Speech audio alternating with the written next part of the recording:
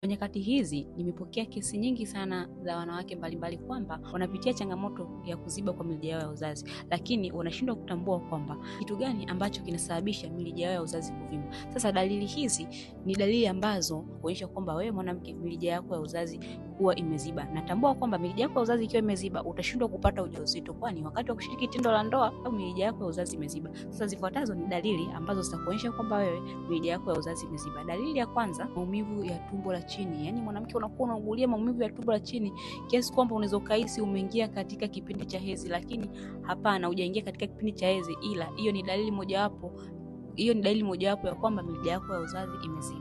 Dalili namba 2, badiliko ya hedhi. Unakuta mwezi huu ndivyo hivyo unaingia siku 21, mwezi unaofuata unaingia siku tofauti kabisa. Yaani hedhi yako inakuwa haina mpangilio kabisa. Hiyo ni dalili ya pili ambayo inakuonyesha kwamba wewe una matatizo katika mirija yako ya uzazi. Lakini pia maumivu wakati wa tendo la ndoa. Wanawake ambao wana matatizo haya huwa wanapitia maumivu makali sana pale ambapo yeye na mwenza wake wanashiriki tendo la ndoa na anashindwa kutambua kwamba wanayopata ni kwa sababu yeye mirija yake ya uzazi imeziba. Anashindwa kutambua hilo.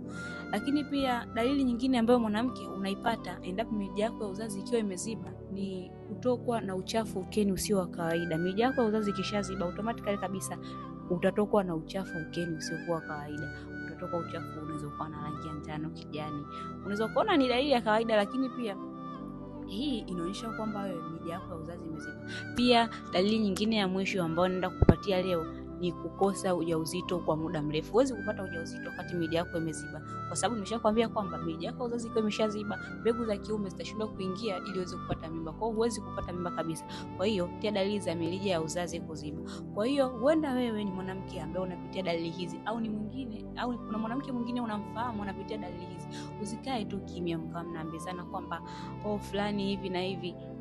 Chukua hatua, chukua namba yangu, nitafute mimi, tumie SMS, andika tu neno nielekeze, mimi nitajua nitakusaidia.